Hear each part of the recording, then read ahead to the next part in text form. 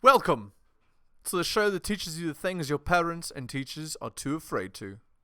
The Helios blog. Today, Jordan Peterson and Destiny have a heated debate.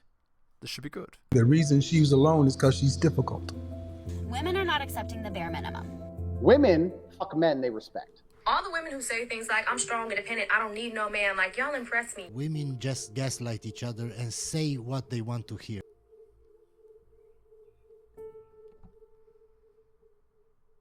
Destiny's woke as hell. This should be interesting. No idea what the impact is from. We don't know where the carbon dioxide is from. We can't measure the warming of the oceans. We have terrible temperature records going back 100 years. Almost all the terrestrial temperature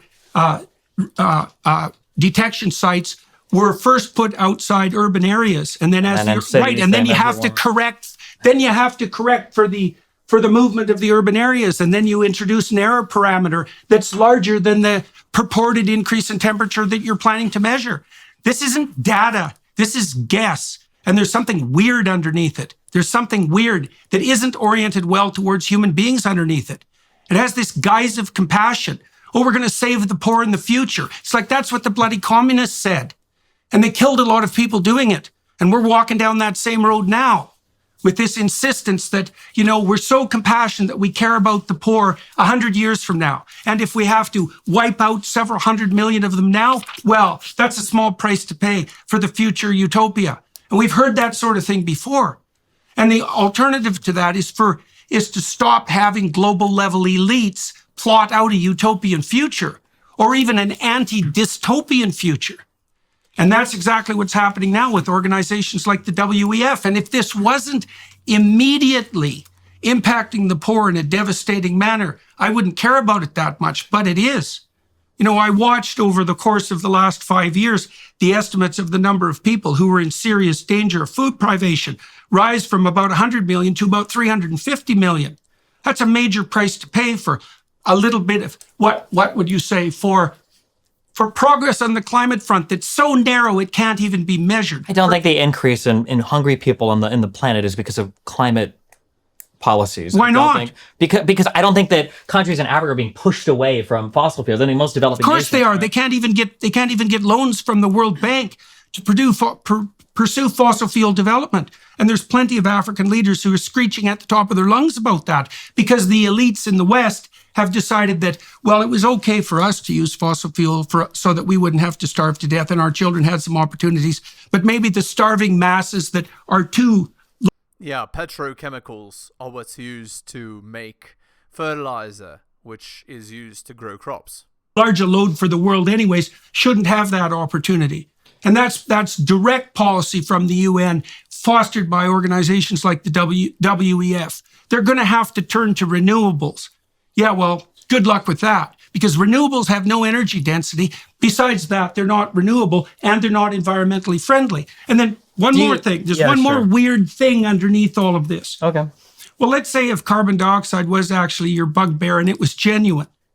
Well, then why wouldn't the Greens, for example, in Africa, the progressives, be agitating to expand the use of nuclear energy? Especially because Germany has to import it anyways, especially because France has demonstrated that it's possible. We could drive down the cost of energy with low-cost nuclear, and there'd be no carbon production. And then the poor people would have something to eat because they'd have enough energy. And that isn't what's happening. Oh, really? Oh, I didn't even think of that. Why don't they produce nuclear power plants? Huh. That's one of the things that makes me extremely skeptical of the entire narrative. It's like two things. The left will sacrifice the poor to save the planet.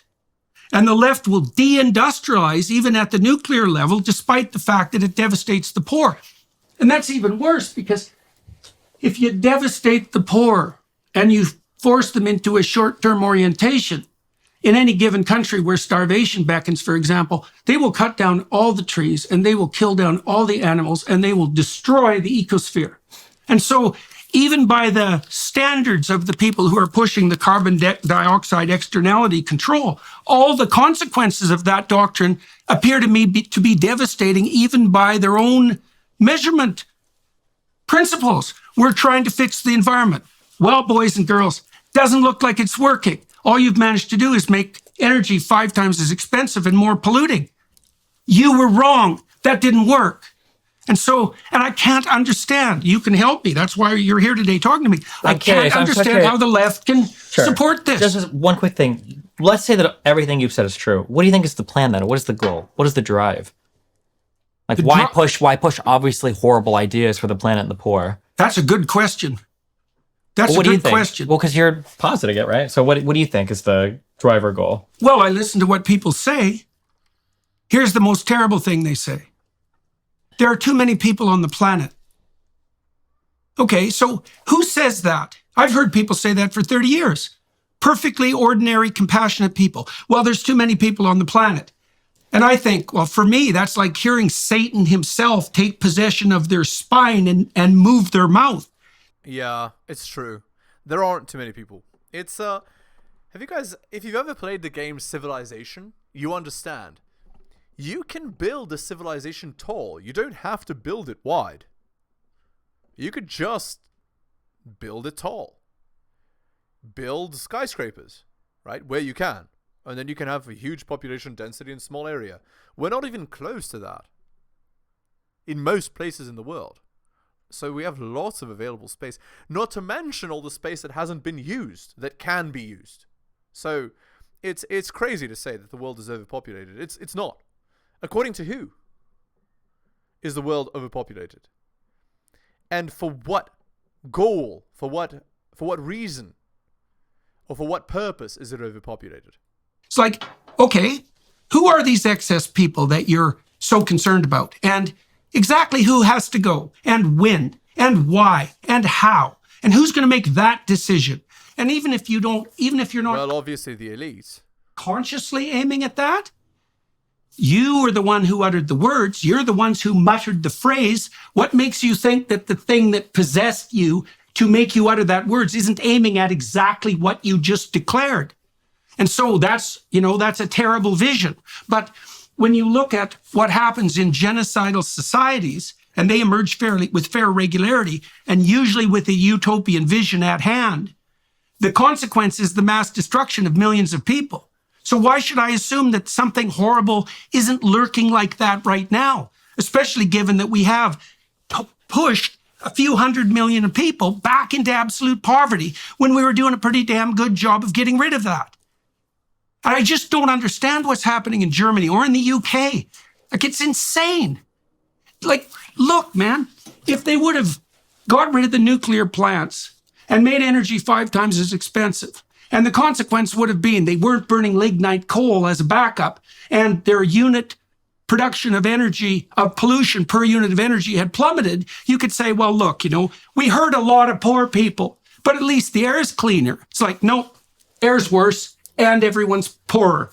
So, explain to me how the hell the left can be anti-nuclear. Okay. I don't understand it at all. Gotcha. All right. This is something that I brought up earlier that is concerning to me. I feel like when people get political beliefs, I feel like what happens is, what we think happens, what we would hope happen is you have some moral or philosophical underpinning. And then from there, you combine this with some epistemic understanding of the world. And then you combine these two things, you engage in some form of analysis. And your moral it'd be view, nice if that was true. Yeah, you start to apply like prescriptions. So maybe I'm religious, maybe I analyze society and I see that particular TV shows lead to premarital sex. So my societal prescription is we should ban these TV shows, right? Ideally, this is how you would imagine this process works. What I find happens, unfortunately, all too often is what people do is they join social groups. And then with those social groups, they inherit something that I call like a constellation of beliefs. And this constellation of beliefs, instead of rationally building on each of these, you basically get this like Jenga tower that is like floating over a table, and every block is like supporting itself, and no real part of the tower can be addressed because if you pull out one piece, it all falls apart. So people become like very stuck in all of this combined constellation stuff, and none of it is really given like any analysis, and you can't really push anybody from one way or another in terms of like reevaluating any of the beliefs that are part of this constellation. I wish I would have. That's good. That's fine. That's right. Sorry, it's an ad, but I'm going to skip it. others. If you live in Seattle and 20 years ago, your apartment building wasn't built with air conditioner units, you feel that now. If you live in a place in London and you've never had an air conditioner before, now that's not acceptable. I think that people on the ground can see that there are changes. And I think that scientists, when they look in labs, can see changes. It might be that some models aren't precise enough. And it might be that for reasons we don't even understand well, the now, economic models certainly aren't precise enough. Sure, maybe that might be true. Maybe. They can't even use them to predict the price of a single stock for 6 months.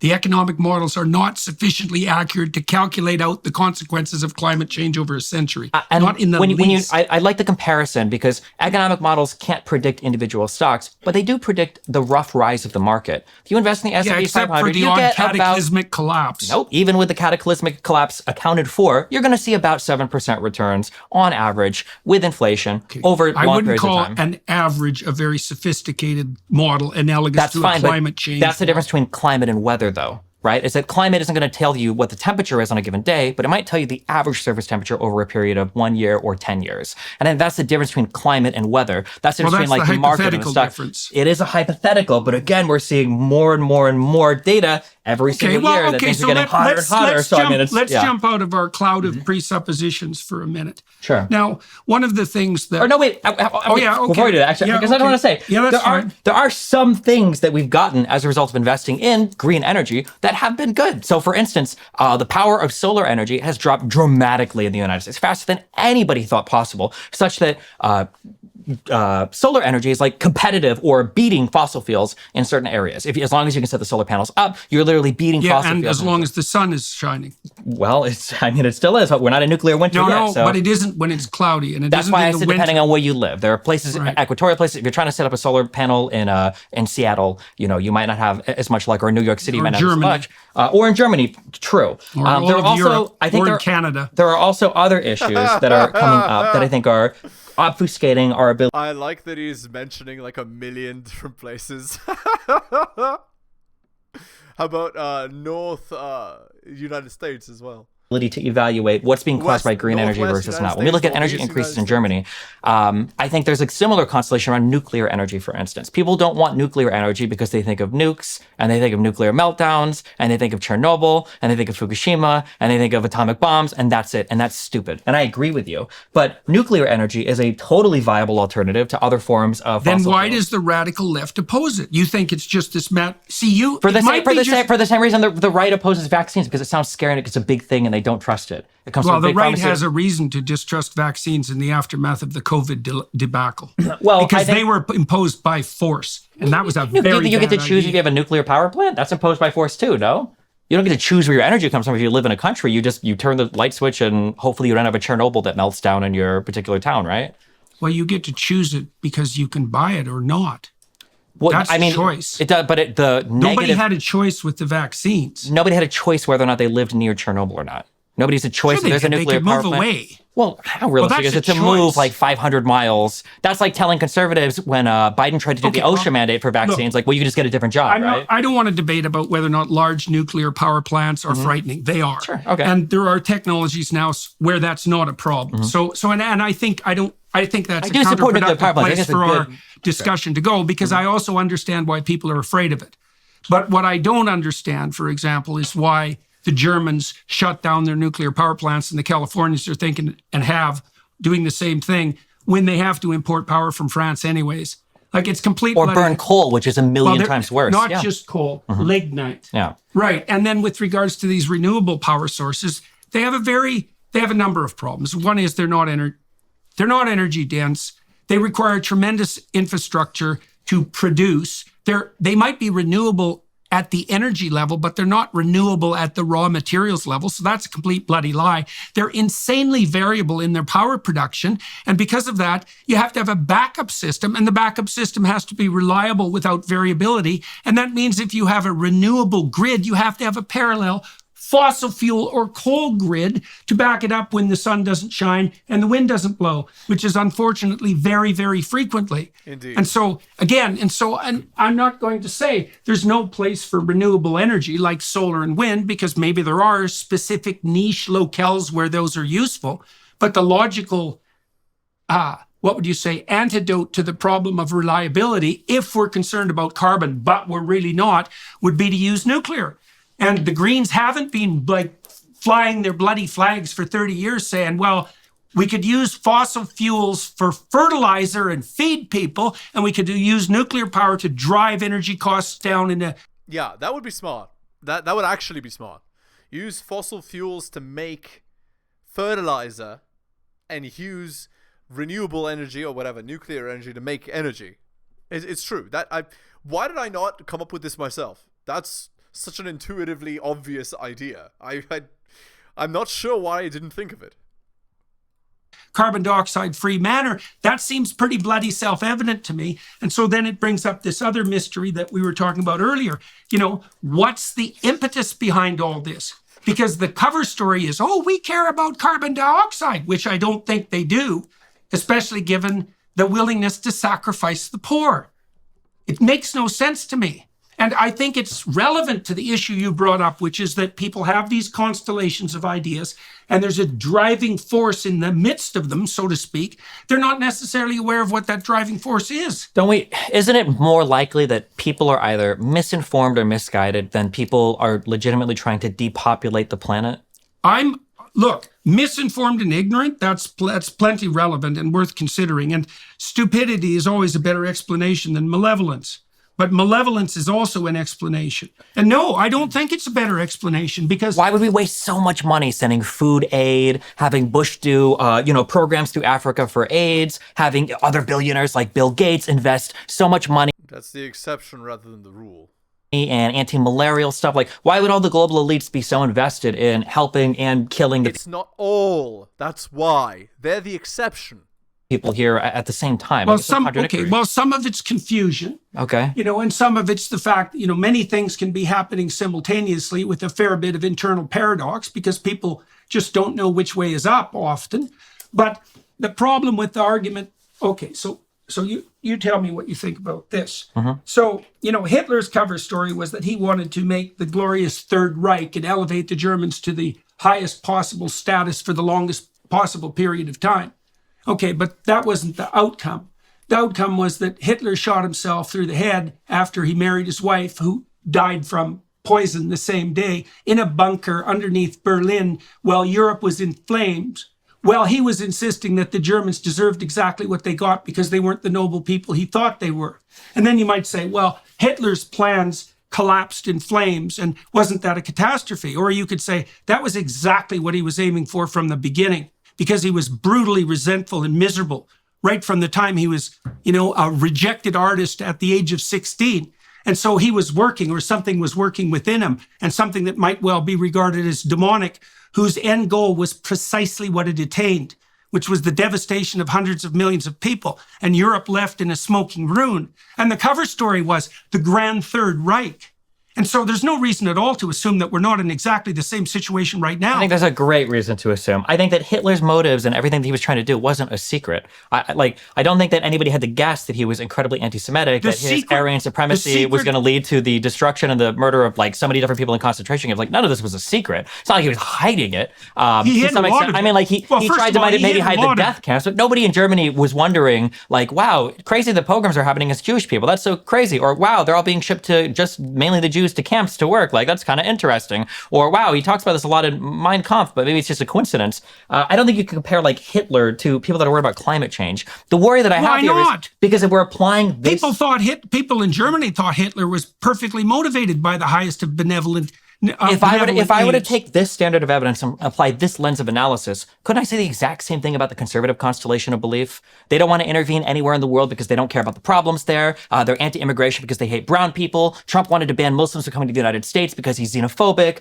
Conservatives don't want to have taxes to help the poor because they want homeless people to starve and die in the winter. I feel like some of that's true. And yes, you can adopt that criticism. I think the difference with regards especially to the libertarian side of the conservative enterprise, but also to some degree to the conservative enterprise, is they're not building a central gigantic organization to put forward this particular utopian claim. And so even if the conservatives are as morally addled as the leftists, and to some degree that might be true, they're not organized with the same gigantism in mind. And so they're not as dangerous at the moment. Now, they could well be, and they have been in the past, but at the moment they're not. And so, of course, you can be skeptical about people's motivations when they're brandishing the moral flag. Why would we say that they're not as concerned about the gigantism? I feel like everybody is when it's a particular thing that they care about. You mean if... Well, the extermination of poor people is a little bit more important than what the conservatives are on about. That's the implication here. Whether they would be inclined in that direction? For sure. That conservatives wield the power of the government whenever they feel they need to, just as liberals do, right? Conservatives were very happy to see, for instance, abortion was brought back as a state-regulated thing. That's a good objection. I think that you're correct in your assumption that once people identify a core area of concern, they're going to be motivated to seek power to implement that concern. I think cancel culture is a good idea too. I think conservatives prior to the 2000s, if they could censor everything related to either LGBT stuff or weird musical stuff or stuff that they didn't want their kids to watch, conservatives would do it. But now that you see that like liberals and progressives are kind of wielding that corporate hammer, now conservatives are very much, well, hold on, we need freedom of speech, we need to platform everybody. And now progressives are like, well, hold on, maybe we shouldn't platform people. I've got no disagreement with those things that you said, and I have no disagreement about your proposition that people will seek power to impose their central doctrine. Okay, so then you might say, and so we can have a very serious conversation about that. What do we have that ameliorates that tendency? In the United States, we've got hopefully a form of decentralized government. I can't speak to Canada as much, but yes, that's true. So that's one of the institutional protections against that, because what that does is put various forms of power striving in conflict with one another, right? And so that's a very intelligent solution. But then there are psychological and philosophical solutions as well. And one of them might be that you abjure the use of power, right, as a principle. And so, and this is one of the things that was done very badly during the COVID era, let's say, because the rule should be something like, you don't get to impose your solution on people using compulsion and force. There's a doctrine there, which is any policy that requires compulsion and force is to be looked upon with extreme skepticism. Now, it's tricky because now and then you have to deal with psychopaths, and they tend not to respond to anything but force. And so there's an exception there that always has to be made, and it's a very tricky exception. But look, let me tell you a story, and you tell me what you think about this, because I think it's very relevant to the concern that you just expressed. And I don't believe that the conservatives are necessarily any less tempted by the calling of power than the leftists. That's going to vary from situation to situation.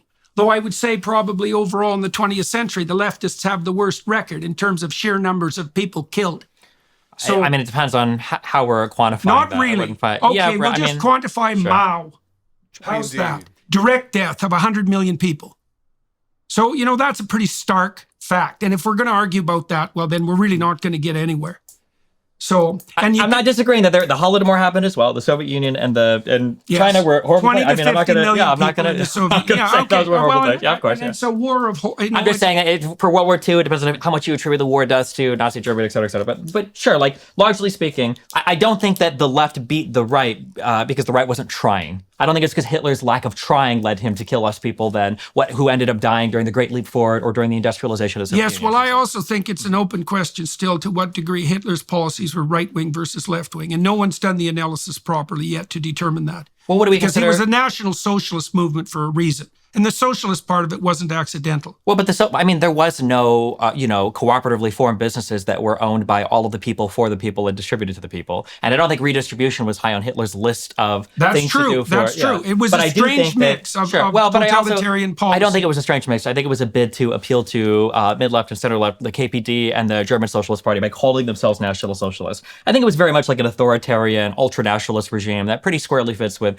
people get mad if you call something far right or far left because they have one of the things I would have done if I would have been able to hang on to my professorship at the University of Toronto would have been to extract out a random sample of Nazi policies and strip them of markers of their origin and present them to a set of people with conservative or leftist beliefs and see who agreed with them more. And that analysis has never been done as far as I know. So we actually don't know. And we could know if the social scientists would do their bloody job, which they don't, generally speaking.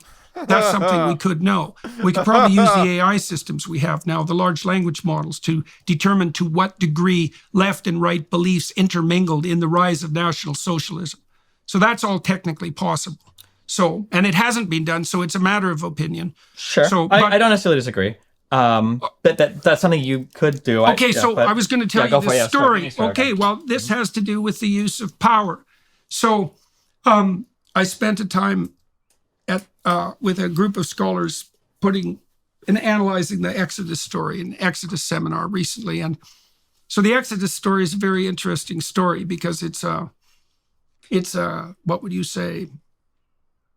It's an analysis of the central tendency of movement away from tyranny and slavery. That's a good way of thinking about it. So the possibility of tyranny and the possibility of slavery are possibilities that present themselves to everyone within the confines of their life, psychologically and socially. You can be your own tyrant with regards to the imposition of a set of radical doctrines that you have to abide by and punish yourself brutally whenever you deviate from them. And we all contend with the issue of tyranny and slavery. And there's an alternative path, and that's what the Exodus story lays out. And Moses is the exemplar of that alternative path, although he has his flaws. And one of his flaws is that he turns too often to the use of force. So he kills an Egyptian, for example, an Egyptian noble who has slayed a Hebrew, one of Moses' Hebrew slave brothers, and he has to leave. There's a variety of indications in the text that he uses his staff, he uses his rod, and he uses power when he's supposed to use persuasion and legal or verbal invitation and argumentation. Okay, let's finish this and then we'll finish the video. And this happens most spectacularly right at the end of the sojourn. So Moses has spent 40 years leading the Israelites through the desert, and he's right on the border of the promised land. And really what that means at a more fundamental basis is that he's at the threshold of attaining what he's been aiming at, what he's devoted his whole life to. And he's been a servant of that purpose in the highest order. And that Israelites are still in the desert, which means they're lost and confused. They don't know which way is up. They're still slaves. And now they're dying of thirst, which is what you die of, spiritual thirst, if you're sufficiently lost. And they go to Moses and ask him to intercede with God. And God tells Moses to speak to the rocks so that they'll reveal the water within. And Moses strikes the rocks with his rod twice instead, right? He uses force. And so God says to him, you'll now die before you enter the promised land. It's Joshua who enters and not Moses. Okay, and you might wonder why I'm telling you that story. I'm telling you that story because those concepts at the center of that cloud of... Yeah, don't use force when persuasion might do better. Don't try to... Yeah, that's an interesting, it's an interesting adage, and it's an interesting concept to consider in life. Okay, let's end the video there. Hit the like, hit the sub, hit all notifications, drop me a donation. Like Hunter M, Adrian, Tom and Bobby, Dylan, Renaissance Press, Brian, Andrew, and Alan. Shout outs to you, most recent purchaser of Strategist Guide to Seduction. Thank you. Go buy my books at bit.ly/heliosbooks. Want to watch my videos in sets of 4 or more instead of just 1 per day? Cool. Just go to my Patreon. It's patreon.com/theheliosblog, and I offer early access there. Want me to give you better advice than Destiny might? Well, then just email me at theheliosblog@gmail.com. I do offer coaching services. Thank you so much for listening, guys, especially if you listen to the end. I really do appreciate it. Take care of yourselves, and I'll see you next time.